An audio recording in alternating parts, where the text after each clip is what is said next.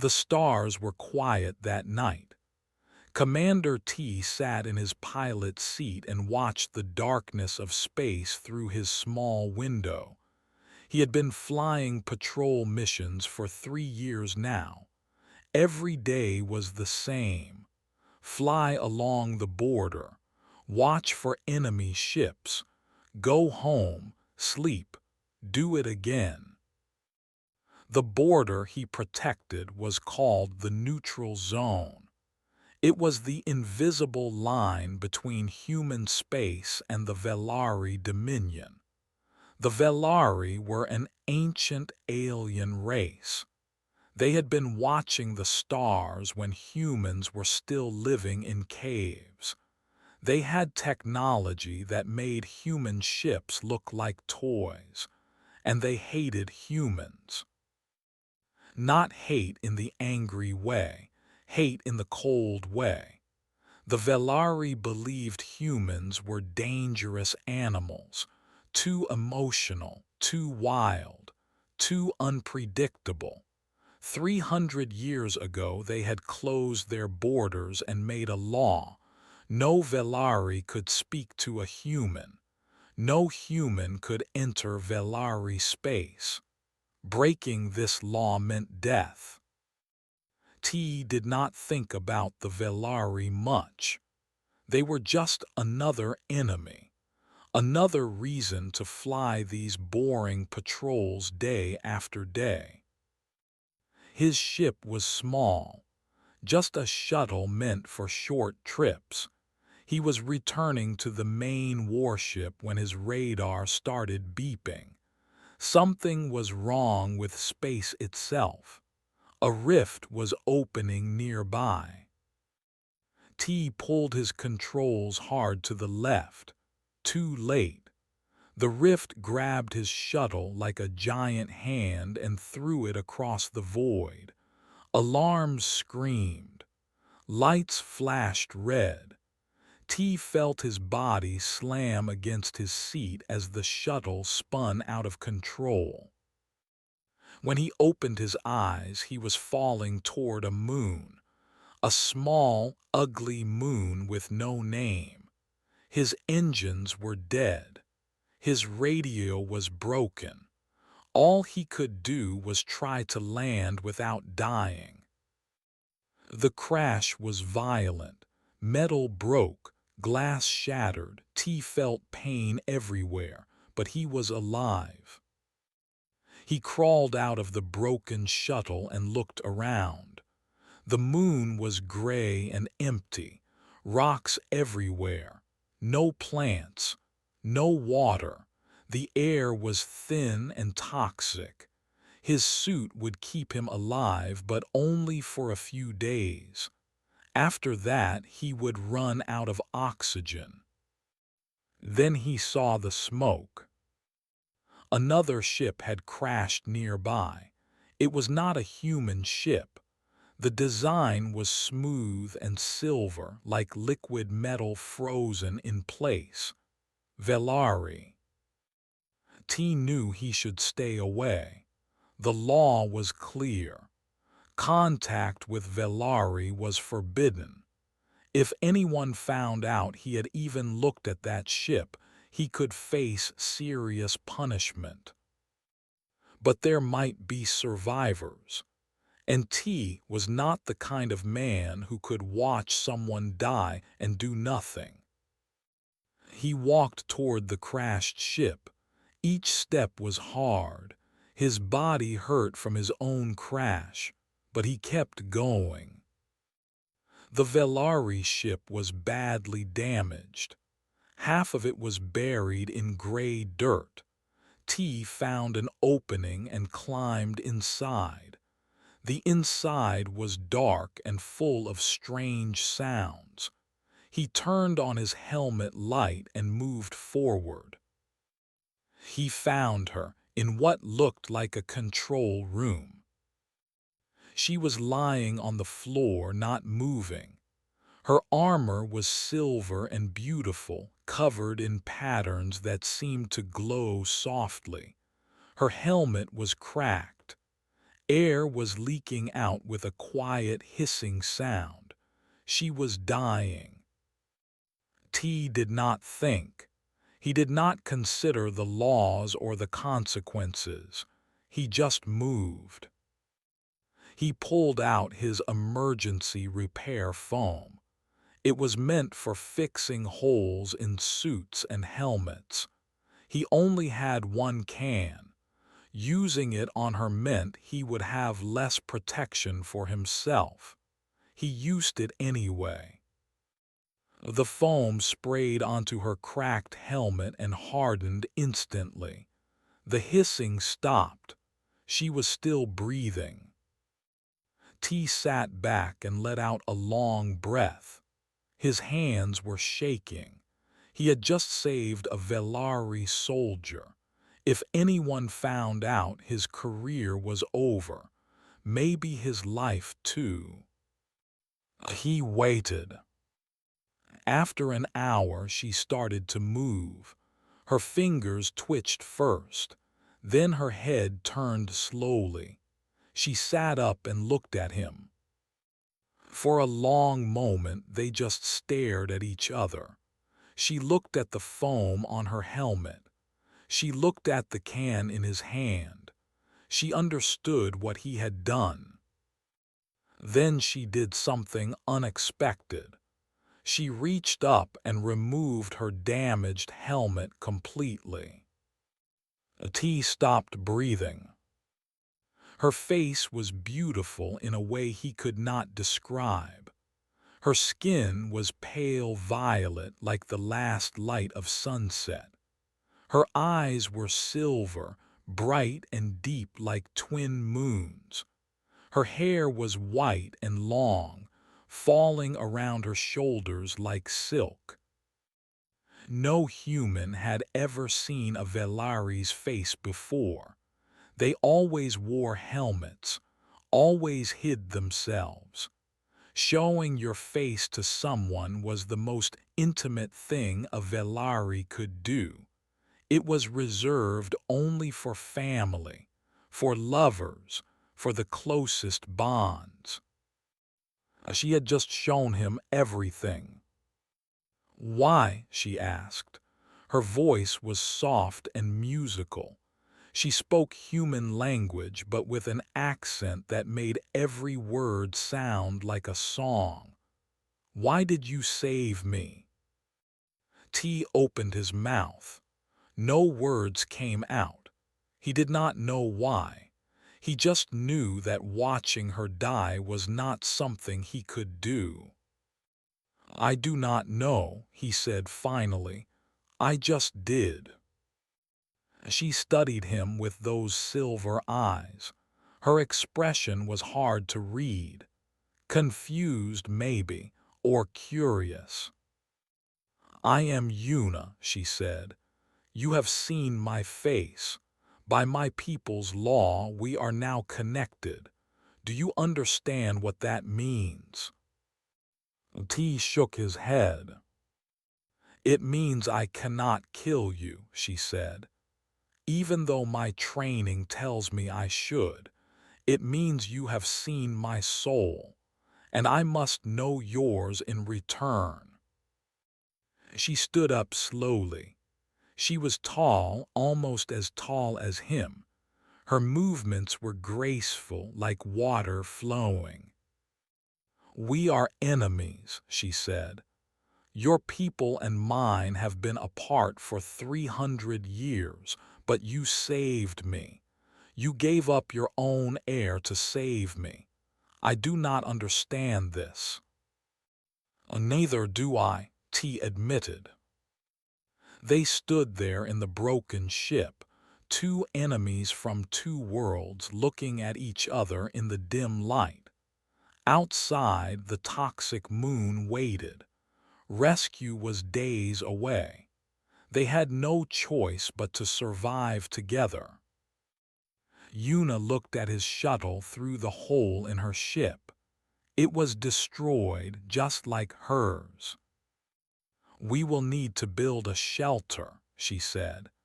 "The night on this moon is very cold. We will die if we stay in these broken ships." "Then let us build one," T said. She looked at him again, that strange look in her silver eyes. "You are not afraid of me," she said. It was not a question. "Should I be?" "Yes," she said. "I am trained to kill humans. I have been taught since childhood that your kind is dangerous, primitive, ruled by emotions that make you weak and foolish." T smiled. He could not help it. "Maybe I am weak and foolish. I did just use half my oxygen on a stranger." Something changed in her face. It was small, just a tiny shift around her eyes, but T saw it. She was trying not to smile. "Come," she said, turning away quickly. "We have work to do." They spent the next few hours gathering materials from both crashed ships: metal panels for walls, power cells for heat, emergency supplies for food and water. They worked side by side, saying very little. But every time T looked at her, he felt something strange in his chest, something warm, something new. Her helmet had dropped, and in that moment everything had changed. He just did not know how much yet. The shelter they built was small and ugly. Metal walls held together with emergency tape and hope. A single power cell gave them heat, but it kept them alive, and that was enough. The first day was awkward. Yuna sat on one side of the shelter, T sat on the other. They did not speak unless they had to. She watched him with suspicious eyes. He tried not to stare at her too much. She was so different from anyone he had ever met. The way she moved was precise, like every step was planned. The way she spoke was careful, like every word was measured. She seemed completely in control of herself at all times. T was the opposite. He talked too much when he was nervous. He made bad jokes. He moved around restlessly. He could see that she found him confusing. On the second day, he tried to break the silence. "So," he said, "what were you doing in the neutral zone?" Yuna looked at him coldly. "That is military information." "Right, of course. Stupid question." T laughed nervously. "How about this? What is your favorite color?" She stared at him like he had grown a second head. "Why would you ask such a thing?" "I am trying to have a conversation. You know, talking, getting to know each other. We are stuck here together. We might as well be friendly." "Friendly." She repeated the word like it was from an alien language. "Velari do not become friendly with enemies." "Well, I am not really your enemy right now. Right now, I am just a guy stuck on a moon with you, and I am bored. So please talk to me. Tell me anything. Tell me about Velari food. Tell me about your home. Tell me about your favorite memory. Anything." Yuna was quiet for a long time. T thought she would refuse, but then she spoke. "A blue," she said softly. "What?" "My favorite color. It is blue, the color of the deep oceans on my home world." She looked away from him. I have not seen those oceans in many years. Soldiers do not get to go home often. T felt something warm in his chest. It was such a small thing, just a color, but she had shared it with him. She had opened a tiny door. I like green, he said, the color of forests on Earth. I grew up near a big forest. I used to climb trees when I was a child. My mother always got angry at me for coming home with dirt on my clothes. Una turned back to look at him. There was something different in her silver eyes now. Interest, maybe. And climb trees, for what purpose? No purpose, just for fun.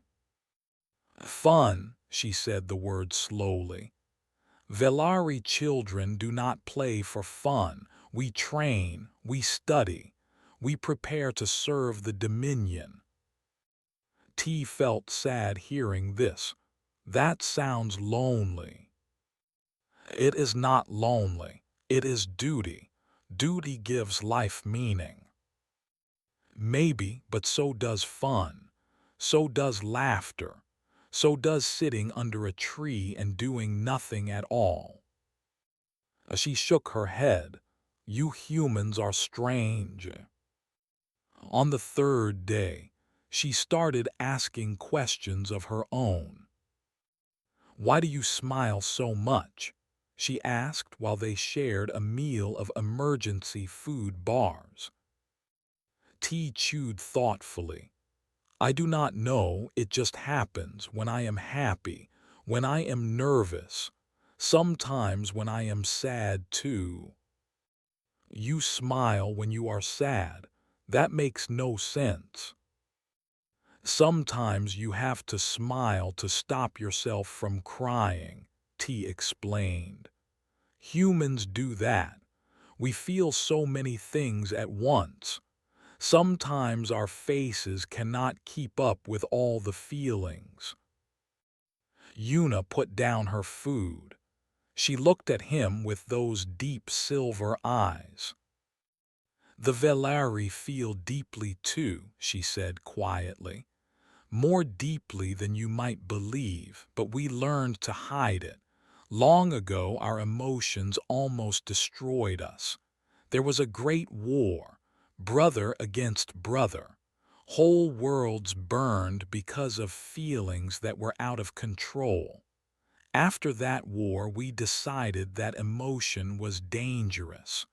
We built our society on control, on suppression, on hiding what we feel. That sounds hard, T said. It is necessary. But do you not miss it? Just feeling things freely, being angry or happy or sad without hiding it. She did not answer, but her eyes said everything. On the fourth night the creature came. T was sleeping when he heard Una scream. It was the first time he had heard her make a sound like that, full of fear, full of raw emotion. He jumped up and saw it, a thing made of claws and teeth, some kind of predator that lived on this dead moon. It had broken through their shelter wall. It was moving toward Una. T did not think. He grabbed a metal pipe and threw himself between her and the creature. The fight was short and brutal. The creature was fast, but T was desperate. He hit it again and again. It slashed him across the chest. Pain exploded through his body. He kept hitting. Finally, it ran away into the darkness, wounded. T fell to his knees. Blood was coming out of his wound, a lot of blood. The world started to spin. No, Una caught him before he hit the ground. No, no, no, do not die. Do not you dare die. Her voice was different now, no longer cold and controlled. She sounded afraid. She sounded human. She worked on him for hours. Her hands moved fast, using medical supplies from both ships. She cleaned the wound. She sealed it. She gave him medicine that made him sleep. When T woke up, he did not know how much time had passed. But Yuna was still there, sitting beside him, holding his hand.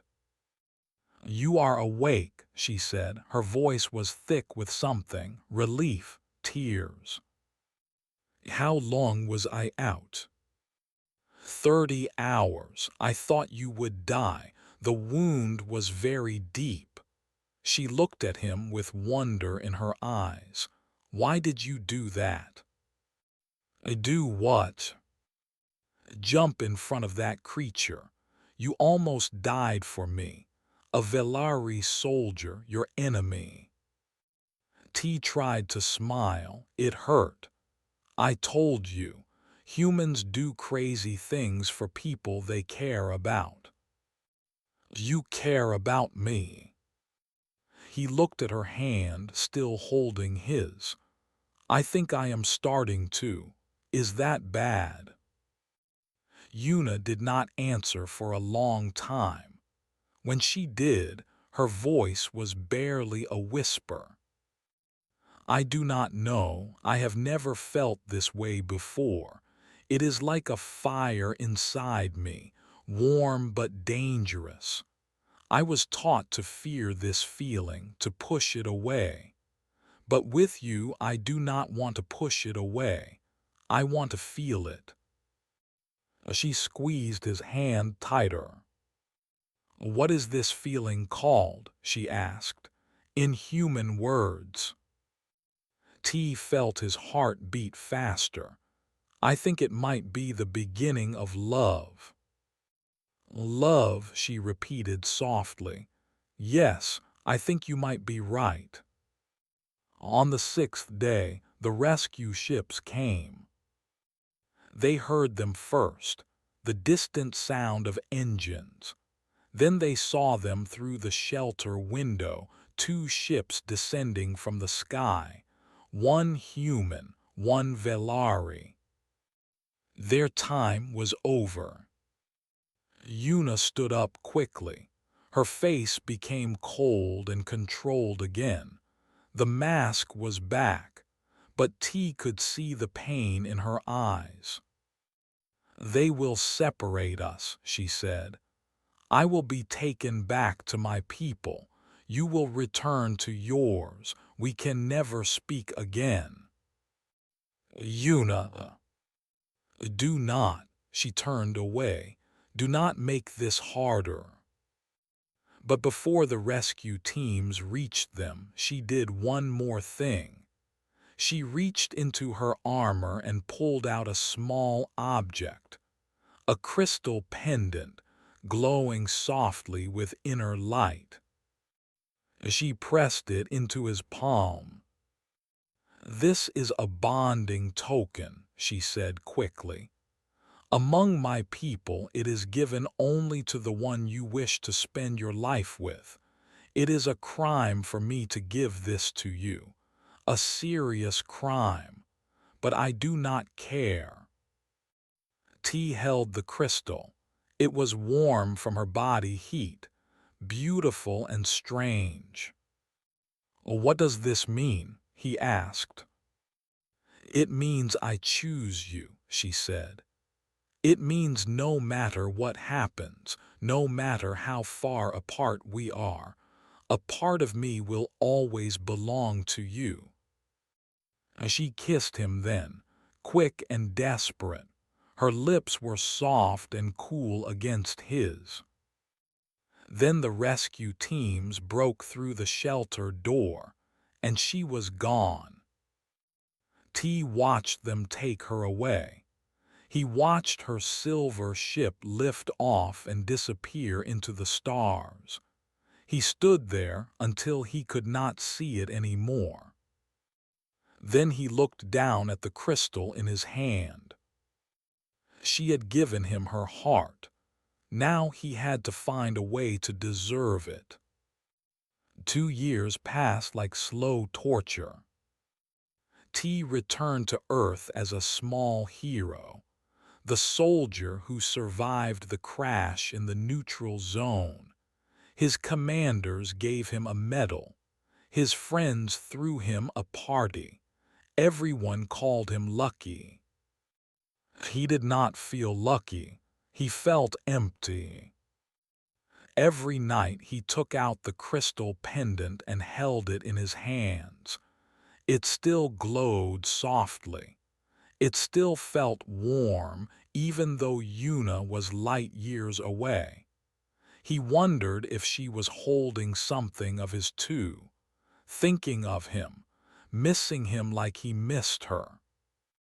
He could not stop thinking about her, her silver eyes, her violet skin, the way she had smiled just a little when he made his stupid jokes, the way she had kissed him at the end, quick and desperate like she knew it might be their only chance. He started learning her language.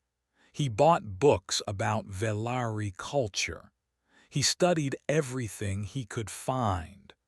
Most of it was old information from before the borders closed, but he learned what he could. He learned that showing your face was sacred. He learned that the bonding token she gave him was the most important gift a Velari could give. He learned that their laws against human contact were absolute. Breaking them meant exile or death. She had risked everything for him, and he was sitting on Earth doing nothing. Meanwhile, Yuna was suffering. She returned to the Velari dominion in disgrace. Her superiors knew that her helmet had been removed before an alien. They did not know about the kiss. They did not know about the bonding token, but they knew enough. She was called contaminated, impure. She was stripped of her military rank. All the years of training and service gone in an instant. They sent her to a remote research station on the edge of Velari space, a cold place, a lonely place, a place where they sent people they wanted to forget. She did not argue, she did not fight. She accepted her punishment quietly, but inside she was burning. She thought about T every day, his warm smile, his stupid bravery, the way he had thrown himself in front of that creature without hesitation. No Velari would have done that. They were taught to calculate, to measure the value of actions. Risking your life for someone else was illogical. But T had not calculated. He had just acted because he cared. She wanted to feel that way. She wanted to act without thinking. She wanted to throw away all her training and fly to Earth and find him. But she could not. The laws were clear. If she went to human space, she would be caught and executed. If he came to Velari space, he would be killed before he reached her. They were trapped. Two people who had found each other across the stars, separated by laws that had existed for 300 years. Then T found something that changed everything. He was reading an old book about Velari traditions when he saw it. A chapter about marriage laws. Most of it was boring, full of rules and procedures. But one paragraph caught his eye. It talked about something called the trial of bonding. Long ago, before the borders closed, the Velari had allowed outsiders to join their society. But they had to prove themselves first. They had to complete 3 trials: combat, endurance, emotional purity. If they passed all 3, they earned the right to petition for marriage to any Velari citizen. The law was ancient. It was written before humans even existed as a species, but it was still law. The Velari never removed old laws, they just forgot about them. No human had ever attempted the trial of bonding. Why would they? It was designed for Velari standards. The combat trial required defeating trained warriors. The endurance trial meant surviving the deadly Velari wilderness. The emotional purity trial demanded perfect control over feelings. For a human, it was impossible. T read the chapter 3 times. Then he smiled. Impossible was just another word for not done yet. He spent months preparing his petition. He studied every word of the ancient law. He made sure there were no mistakes, no reasons for the Velari to refuse him. Then he sent it to the Velari High Council. The message was simple. Commander T of the United Earth Fleet formally petitions for the trial of bonding. He wishes to marry citizen Una. The council was shocked. Then they were angry. Then they were amused. A human wanted to compete in their sacred trial. A primitive emotional creature wanted to prove himself worthy of a Velari. It was ridiculous. It was insulting. It was also legal. The High Council debated for 3 days. Some wanted to refuse. Some wanted to change the law. But the oldest member, a wise woman named Elder Shin, reminded them of their principles. The law is the law, she said. We cannot change it because we find it inconvenient. If the human wishes to attempt the trial, we must allow it. He will fail anyway. Let him prove what we have always known. Let him show the entire Dominion why humans are inferior. The Council agreed. They sent their response to Earth. Commander T is granted permission to attempt the trial of bonding. He must arrive on the Velari homeworld within 1 month. Failure means death.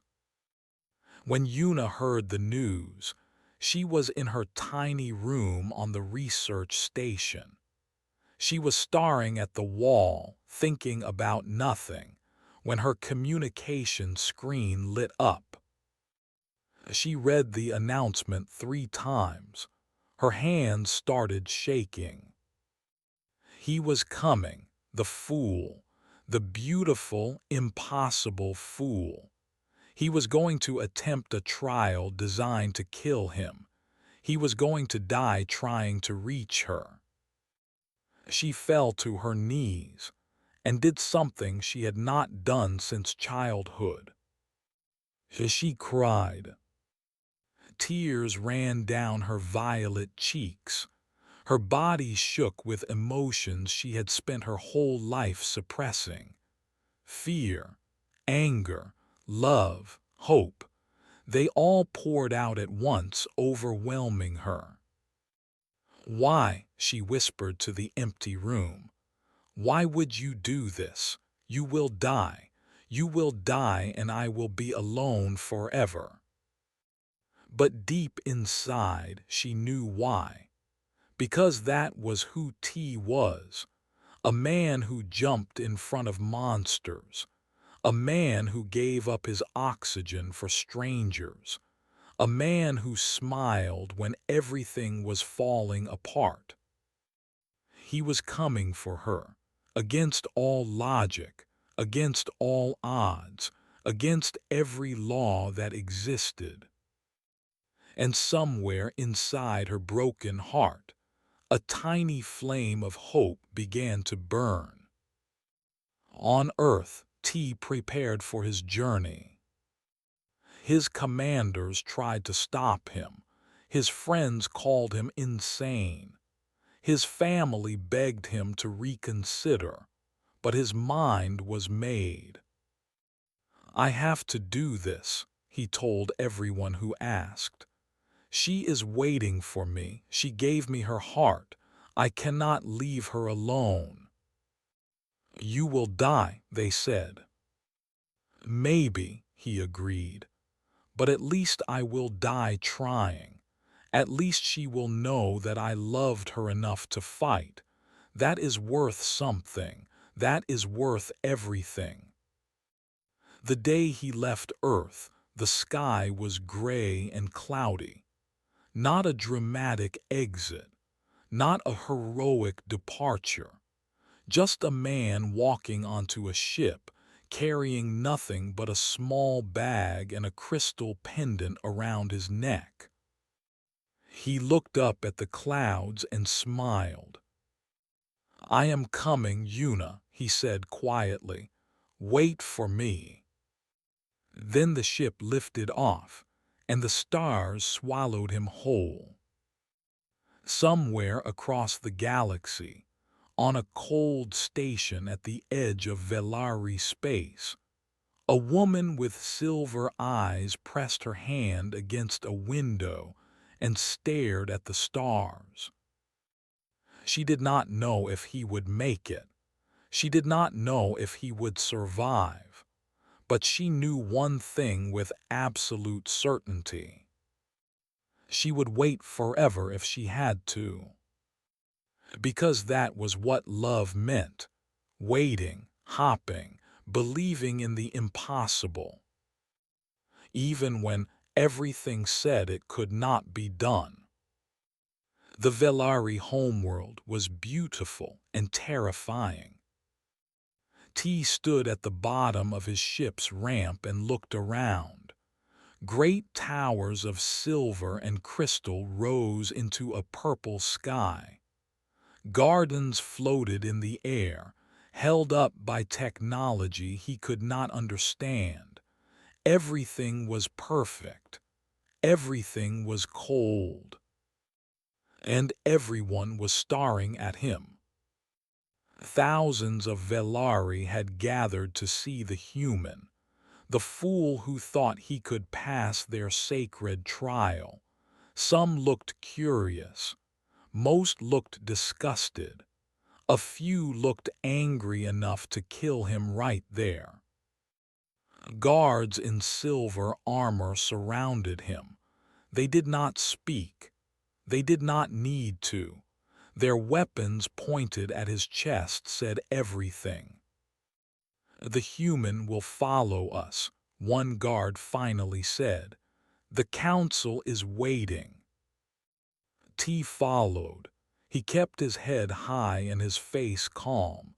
Inside, his heart was racing, but he refused to show fear. Not here, not now. The council chamber was massive.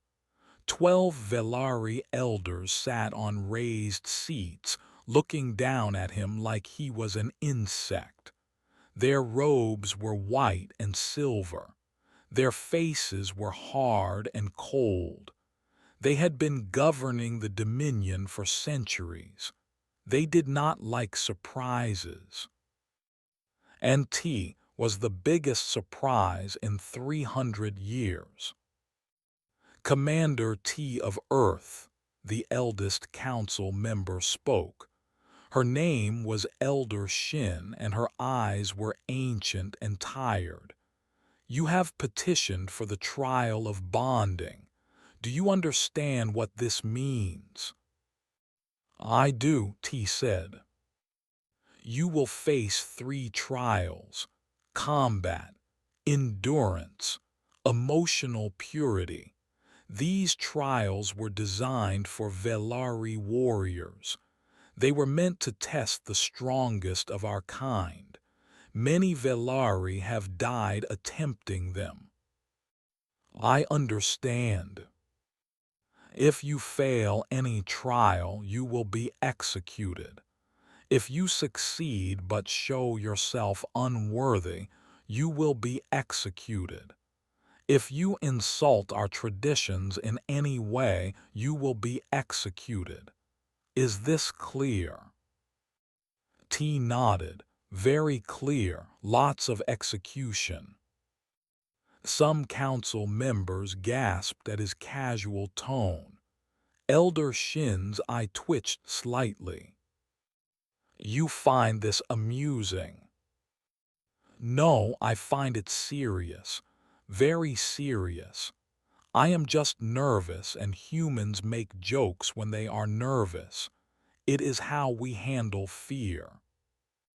"Then you admit you are afraid?" T met her ancient eyes. "I am terrified, but I am here anyway, because some things are worth being terrified for." The council exchanged glances. This was not how they expected a primitive to behave. "Very well," Elder Shin said. "The first trial begins tomorrow at sunrise. Combat. You must defeat 3 of our warriors in succession. No weapons, no rest between fights. Defeat means death." "I accept." They led him to a small room to wait. It was bare and cold, a prison cell by any other name. But T did not care. He sat on the hard floor, closed his eyes, and thought about Yuna. Tomorrow he would fight for her, and somehow, some way he would win. The arena was packed with spectators, every seat filled, every eye watching. The whole Dominion had tuned in to watch the human fail. T stood in the center of the fighting ring. He wore simple clothes, no armor, no protection, just a thin training suit that left him vulnerable. His first opponent stepped forward, a tall Velari male with muscles like stone. He moved with deadly grace, each step precise and controlled. He had been trained since childhood for moments like this. T had been trained for 6 months in earth martial arts. It was nothing compared to a lifetime.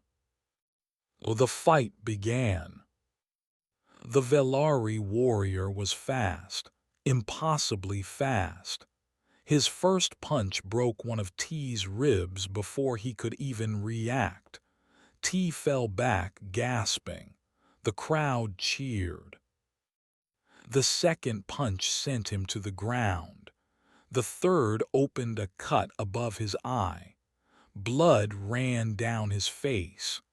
The Velari stood over him, ready to deliver the killing blow.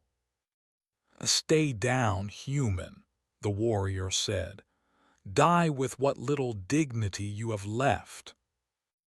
T laughed, blood on his teeth, pain in every breath. "Sorry," he said. "Humans do not know when to quit." He rolled aside at the last moment. The killing blow hit empty ground.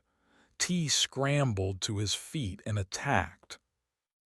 He did not try to match the Velari's technique. He knew he could not win that way. Instead, he fought dirty, unpredictably. He grabbed sand from the arena floor and threw it.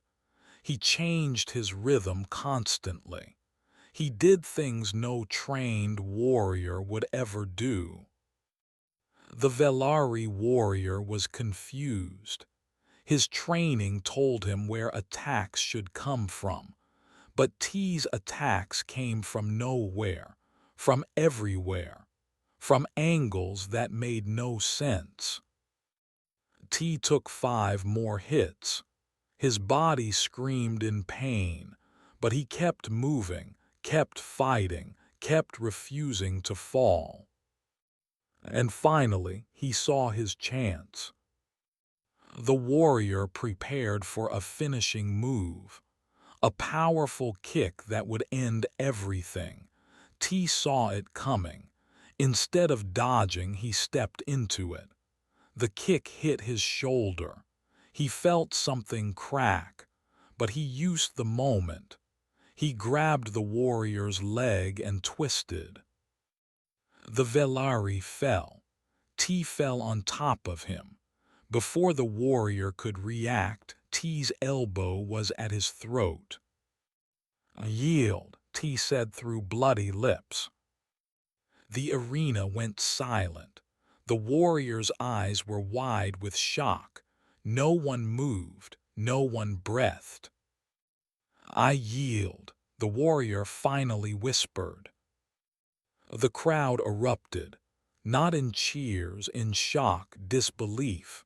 The human had won. The impossible had happened. But there were 2 more fights to go. The second opponent was faster, smarter. She did not underestimate him like the first. She studied his movements, learned his tricks, adapted. T lost badly. He was thrown to the ground again and again. His body was failing. His vision was blurring. He could barely stand. But he kept getting up. He lost that fight. The warrior put him down and declared victory. But then something strange happened. The rules said he had to defeat 3 opponents. He had lost to the second. He should be dead. But the crowd was divided. Some demanded his execution. Others argued that he had shown enough courage to continue. The council debated for an hour. In the end, Elder Shin made the decision. "The human has shown something we did not expect," she said slowly. "He has shown that defeat does not mean surrender. He fell many times, but he never stopped fighting. The ancient texts say that the trial tests not just skill, but spirit. His spirit is unbroken. He may continue." T faced his third opponent with 2 broken ribs, a shattered shoulder, and blood covering half his face. He could barely lift his arms. But he smiled. "Let us finish this," he said. The third fight was the longest. 20 minutes of pain and determination. T used every trick he knew. He took punches that should have killed him. He refused to stay down. And in the end, through sheer stubborn human will, he won. The crowd was silent as he stood over his fallen opponent. Then, slowly, something impossible happened. A few Velari began to applaud, then more, then the whole arena. They were not cheering for a human. They were cheering for something they had not seen in a very long time. Pure, raw courage. The second trial was the wilderness.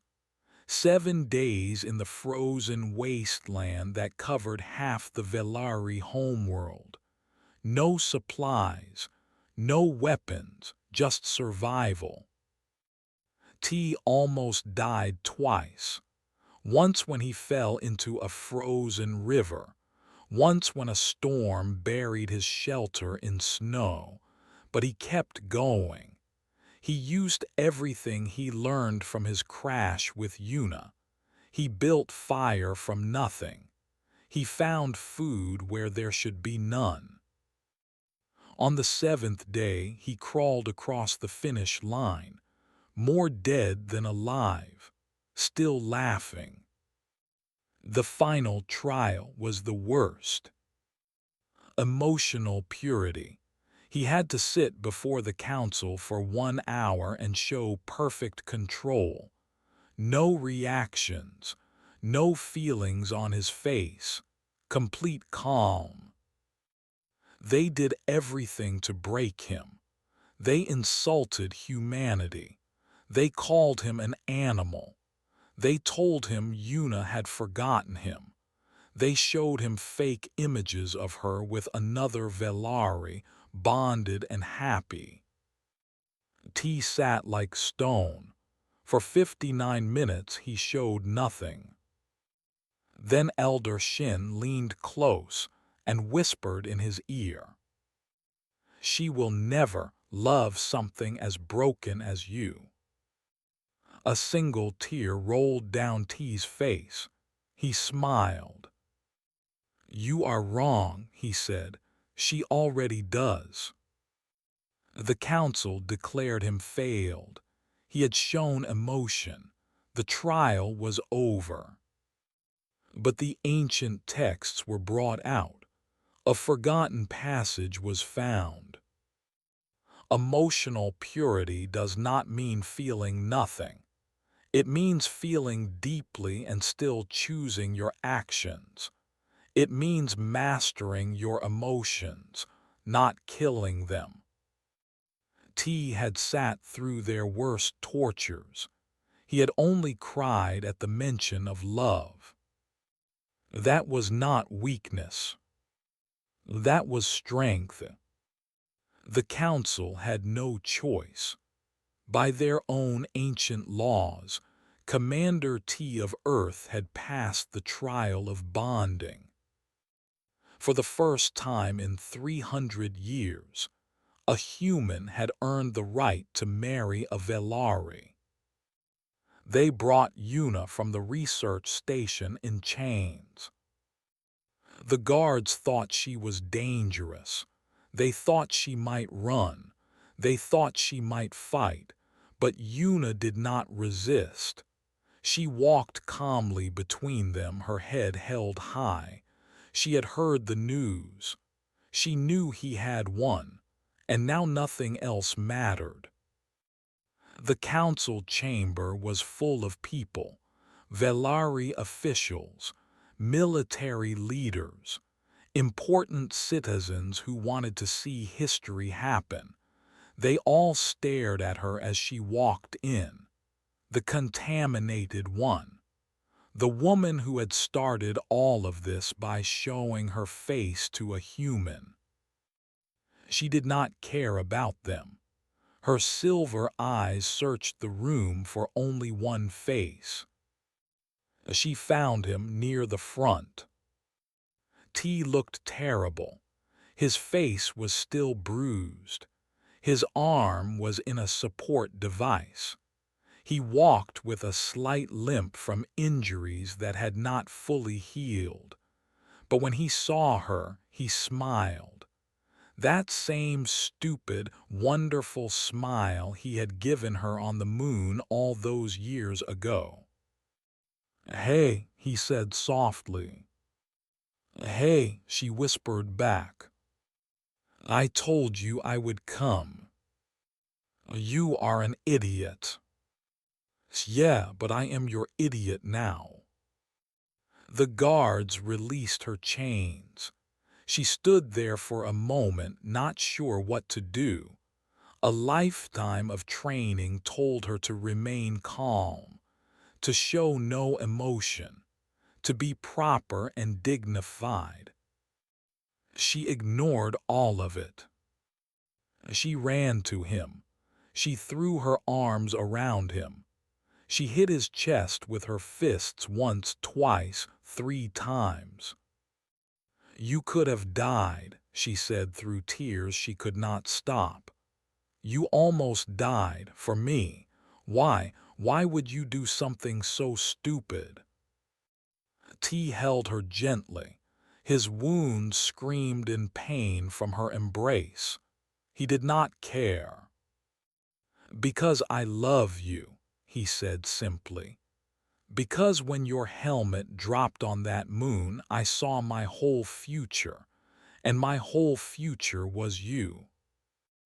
She looked up at him, tears running down her violet cheeks, the most beautiful thing he had ever seen. "I love you too," she said. "I have loved you since you gave me your oxygen, since you threw yourself in front of that creature, since you made me laugh for the first time in my life." Around them, the council watched in stunned silence. They had never seen a Velari display such emotion, not in public, not ever. Elder Shin stood up slowly. Her ancient face showed something new, something that might have been respect. "Commander T," she said, "you have completed the trial of bonding.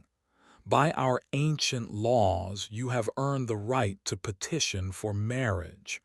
Do you wish to proceed?" "I do," T said. "Citizen Yuna, do you accept this petition? Do you choose this human as your bondmate, knowing that such a choice has never been made before? Knowing that your lives will be joined across 2 worlds that have been enemies for 3 centuries?" Yuna did not hesitate. "I accept, I choose him. I will always choose him." The ceremony was held 3 days later. They decided to broadcast it. Both civilizations would watch, humans and Velari together, seeing something that had never happened before, something many believed would never happen. The wedding combined traditions from both worlds. Velari customs mixed with human ones. It was awkward and beautiful and completely imperfect. Halfway through the ceremony, Yuna removed her helmet. Not in private, not in secret, in front of thousands of watching eyes. She placed it at T's feet in the traditional Velari gesture of offering one's true self to a bondmate. Gasps echoed through the crowd. No Velari had ever done this in public. It was too intimate, too vulnerable. T knelt down slowly. His broken body complained, but he ignored it. He picked up her helmet with gentle hands. Then, instead of keeping it, he placed it back in her hands. "You do not have to hide any more," he said. "Not from them, not from anyone, not from yourself. I love you as you are, emotions and all. Never hide again." Yuna cried openly. For the first time in her life, she did not feel shame about her tears. She felt free. Around the hall, something strange happened. Other Velari began to cry too, just a few at first, then more, then hundreds. They cried for the feelings they had buried for centuries. They cried for the emotions they had been taught to fear.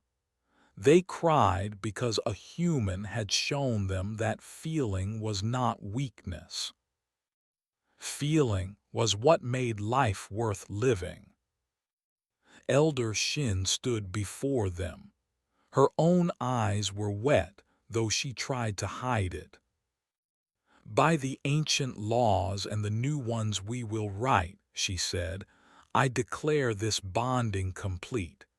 Commander T and Citizen Yuna are now joined.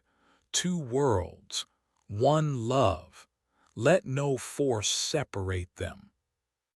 The crowd erupted, some in joy, some in shock, some in anger that would take years to fade, but history had been made. The first human-Velari marriage in recorded time. In the years that followed, everything changed. The purity codes were reformed slowly. Contact between humans and Velari was allowed in limited ways.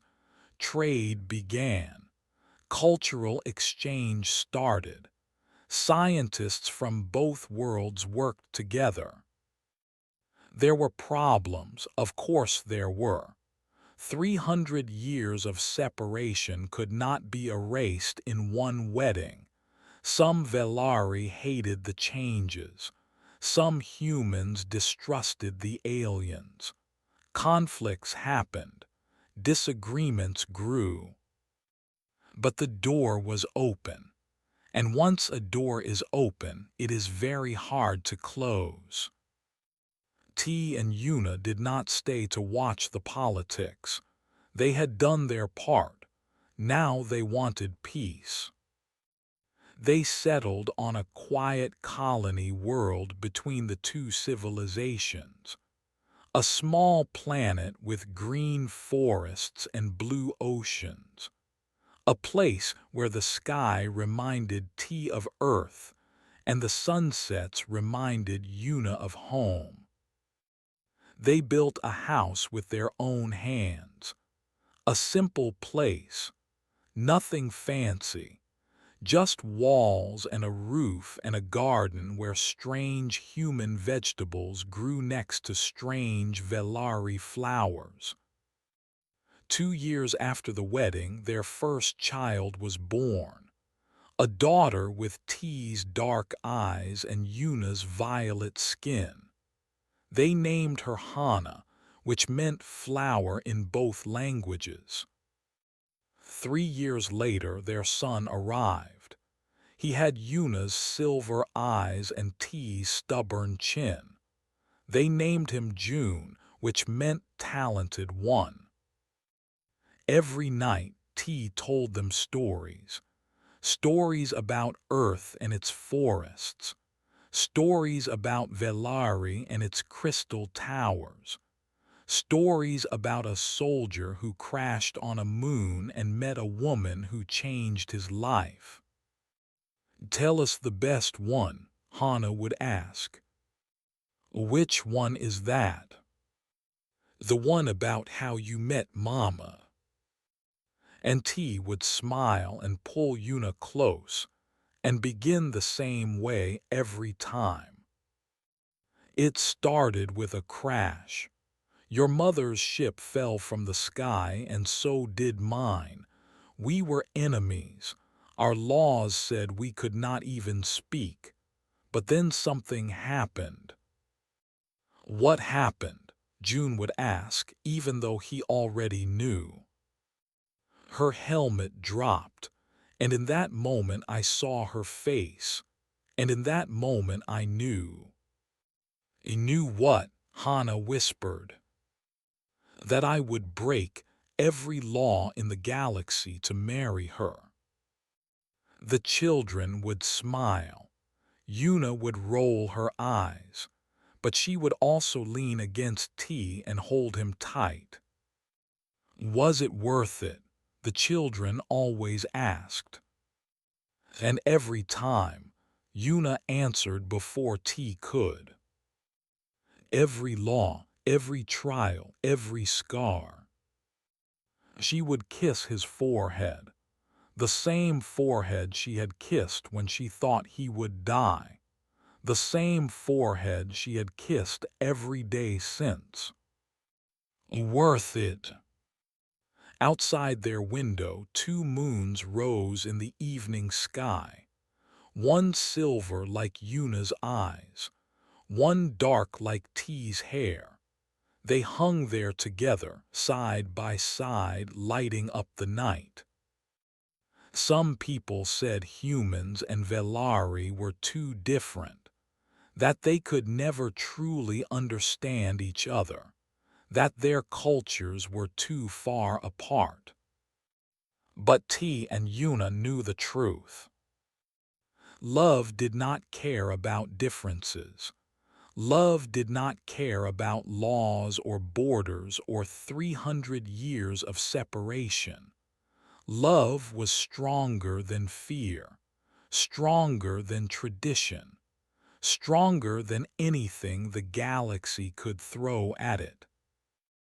And if one broken soldier and one exiled warrior could find each other across the stars, then maybe there was hope for everyone. Maybe the universe was not as cold and empty as it seemed. Maybe, if you were brave enough and stubborn enough and just stupid enough to try, you could find your own miracle. T looked at his family, his wife, his children, his life. He was the luckiest fool in the galaxy, and he would not have it any other way.